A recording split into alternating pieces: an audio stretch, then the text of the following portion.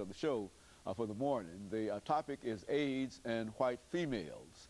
And we have with us to talk about this particular topic Miss DRunions2. And of course, Ms. Runions, we promised before the end of our first segment that we'd give you an opportunity to talk about the devastating impact that this disease is having upon white females. As we indicated earlier, we have quite a bit of statistical information dealing with the impact upon African Americans, the impact upon African American females, but we also know that this disease is also having an impact, as you have demonstrated, upon white females. And so that's the kind of information that we'd like for you to try to give at this particular time.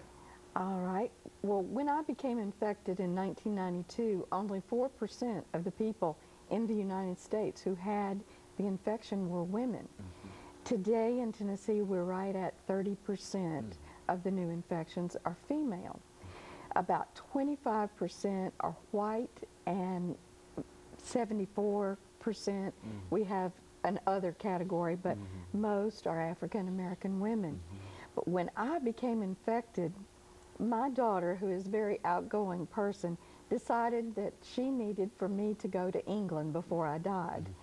And she wrote Regis and Kathy Lee and wrote to them about my infection. It was the first time they ever used the word AIDS in their show. And I was chosen as one of the mothers to be honored, and we did win a trip to England. While we were there, we went to Cornwall, and while we were there, we spoke to 3 Rotary clubs in Cornwall, which is like a county, and it's at the southernmost tip. And we went there, and they did not have as much HIV as we had, because they have education, sexuality education from the time they're very young, so they don't have the same problem that we have here. So that was my very first experience with being sort of a minority. And when I went to Washington, I found out that there are very few women who are willing or able to go public and talk about these things. So it was important for me. I felt it was important for me to do that. Let me just say, one of the other reasons why I was able to go public is because I knew my family would support me. I knew my children would. I knew my mother. My dad had died by this time. I knew my brothers would support me. And not everybody has that kind of support from their family. I also called my editor as soon as I found out, and I said, someday I want to talk about this. So he said, when you get ready, will you write about it in the paper? And I said, yes. And it took me a few months, and I didn't call him, but he called me, and already from the 4%, we had jumped to 10%. Just in that time yes, in less than a year. And he said, Debbie, have you seen the numbers for women? And I said, no. And he said, you've got to go public, and now's the time to do it. So that's what I did in August of '93. So we were at 10% in '93, and now we're at 30%. And 30% of the population affected by this particular disease. Those of us who are infected, 30% of them are female. Now, what has been the attitude of, and I think you've already indicated that most women have refused to go public simply because of the stigma that is attached to it. But do you find that to be general among most of them? Yes, I find it to be general among most people with HIV infection. Either they're drug users, they're gay, they're having sex, and maybe outside of marriage. Anyway, they don't want people to know, and it's very hard to say I got this in a relationship that was outside of marriage. It's hard to go into the schools and talk to kids about that, but it's also easy to tell them, and this is why you need to choose a different path.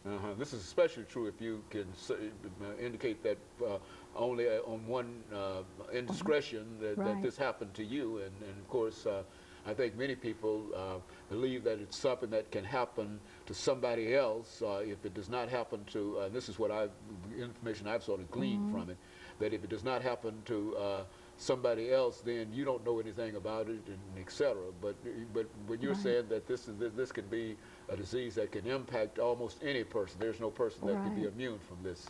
Right, and I get kids back, letters from kids, and one of my favorite ones was, I went home, my mother is divorced, I went home and sat her down and gave her a good talking to. I didn't know mothers could get HIV infection. Okay. So I tell the kids are really more better informed than the adults are. So I say, okay, now you have all this information, go home and talk to your parents about it and educate them, because it's people my age who are the most prejudiced, and that's because they're the most uninformed.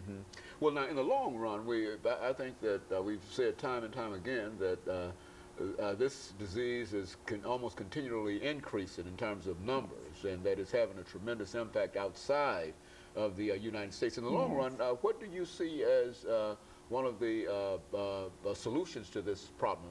Do we simply just go on and try to provide a little education here or there that might not be working all the time? I am very, very committed to abstinence-based education rather than abstinence only. If you tell people about HIV and don't give them information on how to stay safe, then what good is it, is sort of my opinion. So that's what I do. I really wish we could put so much more money into vaccine research, because as much as we talk, it takes decades to change behavior in anybody. Look how long it took for smoking. We started talking about cigarettes kill you in 1960. And so we're just now getting to the point where it's not socially cool to be a smoker. So it's going to take a while for us to change behavior. And by then we could have lost a generation of young people. Well, I think that's my attitude in reference to it. Now, if we're trying to work at it and we're still losing people as we go, then we're going to lose more in the long run than we're able to save. And so it's a very, very challenging kind of situation here. And so now we're getting ready for this final break, Mrs. Runions, and when we come back, we'll allow you an opportunity to continue this discussion. Of course, we'll be back with our audience following this very, very short commercial break.